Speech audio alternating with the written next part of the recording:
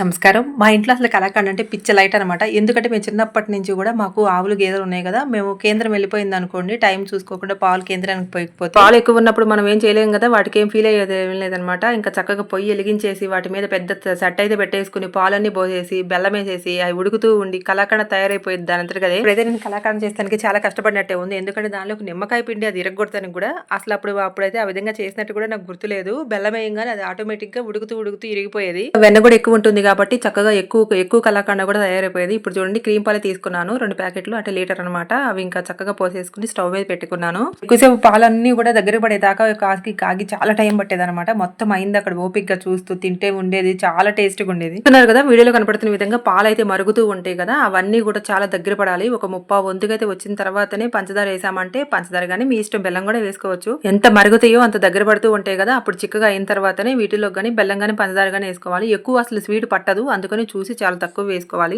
పాలకి 150 grams sugar అయినా కూడా బెల్లం అయినా కూడా 150 గ్రామ్స్ చక్కగా సరిపోతుంది స్వీట్. పాలకు సంబంధించిన స్వీట్స్ లో ఎక్కువ స్వీట్ పట్టదనమాట. అది చూసుకుని వేసుకోవచ్చు. ఇంకా కావాలంటే స్వీట్ ఈ తక్కువ ఏం బాగుంటుంది ఎక్కువ కావాలనుకుని ఒక 1/2 కిలో వేసేసుకోండి. పెరుగుతున్న పాలలో అయితే బ్యాచిల్ టైప్ గా అంటే నిమ్మకాయ ఇప్పుడు పిండుకున్నాను కదా ఒక 5 డ్రాప్స్ అట్లా పిండుకోవాలి. కాసేపు మరిగిన తర్వాత మళ్ళీ కొన్ని డ్రాప్స్ అలా పిండుకోవాలి. అలా పిండుతూ మరి ఒక్కసారిగా నిమ్మకాయ పిండమాకండి. నిమ్మకాయ ఎందుకు పోయేది అంటున్నానంటే మనం ఒకసారి నిమ్మకాయ వేయంగానే ఏమవుతుందంటే మనం పన్నీర్ కోసం కూడా పాలు విరగొడుతూ ఉంటాం కదా ఆ విధంగా పన్నీర్ లాగా ముద్దలుగా అయిపోతుంది.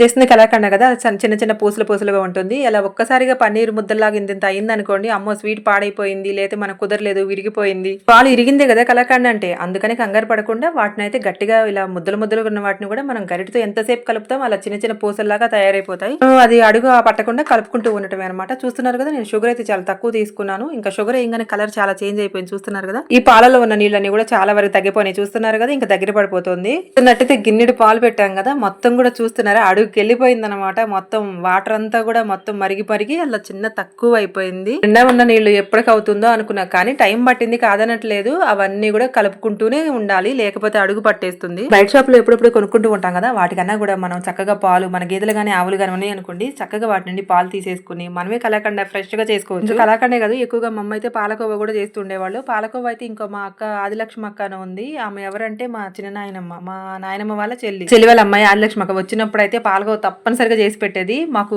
గోబర్ గ్యాస్ ఉండేది అనమాట. అంటే పేడ పొయ్యి అంటారు కదా అవి ఉండేది. చూసుకోండి ఎన్ని రకాల స్వీట్స్ చేసేది అక్క అయితే. చూస్తున్నారు కదా మనం నెయ్యి కూడా వేసుకోవాలి. అలా దగ్గర పడేందుకు నెయ్యి వేసుకున్నామంటే ఫుల్ కలర్ వచ్చేస్తుంది. కలాకండ కలర్ అయితే వచ్చేసింది నెయ్యి వేసుకోవడం వల్ల. స్వీట్స్ కూడా పిల్లలు ఇష్టపడుతుంటారు ఎందుకంటే తింటుంటే కూడా నోటికి టేస్ట్ కనిపించింది కదా. ఇంకా తినే కొద్దిగా తింటూ ఉంటాము. ఈ స్వీట్స్ అయితే చిన్నప్పుడే మేము ఇన్ని రకాల స్వీట్స్ తిన్నాం పాలకు సంబంధించి. స్వీట్ తినాలనిపించినప్పుడు సడన్ గా మనం ఈ విధంగా చేసుకున్నామంటే మంచి హెల్దీగా టేస్టీగా ఇంట్లోనే తయారు చేసుకోవచ్చు పాలతో. ఇప్పుడు పడితే అప్పుడు తినేవాళ్ళం కదా చిన్నప్పటి నుంచి. అందుకని ఇప్పుడు స్వీట్ షాప్కి వెళ్ళి ఎప్పుడన్నా ఈ స్వీట్ అడుగుదామన్నా కూడా రేటు చూసేసి షాక్ అయిపోతూ ఉంటాం ఇంత రేటు ఉంటుందా అని. ఒక్కొక్కసారి పాలు ఇరిగిపోయినంటే పెద్ద సీన్ చేస్తుంటారు కదా అస్సలు అవసరం లేదు. ఇదిగో సింపుల్ గా ఇలా బెల్లం వేసేసి స్టవ్ మీద పెట్టేస్తే చాలు. ఇది కూడా కమ్మటి స్వీట్ అయిపోతుంది. దానికి కూడా ఇంకా ఫీల్ అవ్వని అవసరం లేదు. పాలు ఇరిగిపోయినాయి అని కూడా కంగారు పడిన అవసరం లేదు. చక్కగా స్వీట్ అయితే అయిపోతుంది. చూస్తున్నారు కదా మొత్తం దగ్గర పడిపోయింది. పాలు ఇరిగిపోయినంటే ముందు ఇంట్లో ఉన్న పెద్దవాళ్ళు అయితే దానికి 100 కారణాలు చెప్తారనమాట. అపశేకనం ప్రతిదీ అమ్మ స్టార్టింగ్ పాలు ఇరిగిపోయినాయా తొక్క తోలు అనేస్తారు. ఫీల్ అవ్వకుండా బెల్లం వేసేసేయండి. ఆ నీళ్ళన్నా కూడా ఎగిరిపోయిన తర్వాతనే అది దగ్గర పడిద్ది స్వీట్ అయిపోయింది తినేసేయచ్చు. కమ్మగా ఉంటుంది మంచి హెల్దీ స్వీట్ కూడా అయిపోతుంది. కలాకండ కూడా మొత్తం వాటర్ బబుల్స్ అన్ని కూడా మొత్తం ఎగిరిపోయినట్టుగా అయిపోయింది కదా దగ్గర పడిపోయింది. గరిటతో మనం ఇలా ఉన్నప్పుడు ఏంటంటే మొత్తం కింద ఉన్న గిన్నె కూడా కనపడుతూ ఉంటుంది. ఆ టైం అయిపోయింది కదా ఇంకొక గిన్నె తీసుకుని దానికైతే నెయ్యి మొత్తం అప్లై చేసేసుకోవాలి. ఆ నెయ్యి అప్లై చేసిన గిన్నెలోకి అయితే ఈ మొత్తం కలాకండ అయితే వేసేసుకుంటే చూస్తున్నారు కదా చక్కగా ఉంది. ఇక గిన్నెలోకి మొత్తం వేసిన తర్వాత ఆ గిన్నెని మర్చిపోవాలి. మూత పెట్టేసి ఒక పక్క పెట్టేసుకున్నాం అనుకోండి. ఒక 3 అవర్స్ 4 అవర్స్ అలా ఉంచేసేయండి. ఇంకా ఆగలేము మేము ఇంతసేపు చేసిన తర్వాత తినకుండా అనుకునే వాళ్ళు ఖచ్చితంగా ఒక హాఫ్ అన్ అవర్ ఫ్రిడ్జ్ లో పెడితే సరిపోతుంది. అసలు హాఫ్ అన్ అవర్ కూడా కాదు. ఆ వేడంతా పోయిన తర్వాత అది ఆటోమేటిక్ గా గట్టిపడిపోతుంది కదా ఇక తీసేసేయచ్చు. ఇప్పుడు మొక్కలు చూపిస్తుంటాను కదా వాటిలో అరటి చెట్లు ఉన్నాయి కదా ఇంకా ఆకులు అయితే నేను కోసుకొచ్చుకున్నాను. ఎందుకంటే మీకు గ్రీన్ కలర్ఫుల్ గా కనిపించాలని చెప్పేసి ఆకులు అయితే కోసుకొచ్చుకున్నాను. అందుకని ఆకుల మీద ఇలా కలాకండని నెయ్యి రాసుకుని గిన్నెలో కలాకండ వేసాం కదా ఇంకా గిన్నె పైన బోర్లించాను అనమాట. చక్కగా పడిపోయింది చూడండి.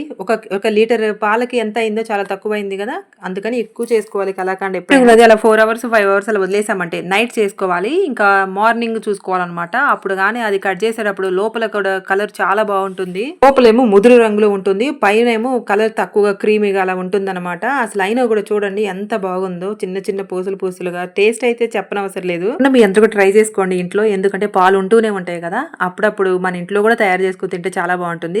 ఈ స్వీట్ ఏముంది కొనుక్కొచ్చుకుందాం అనుకోకండి.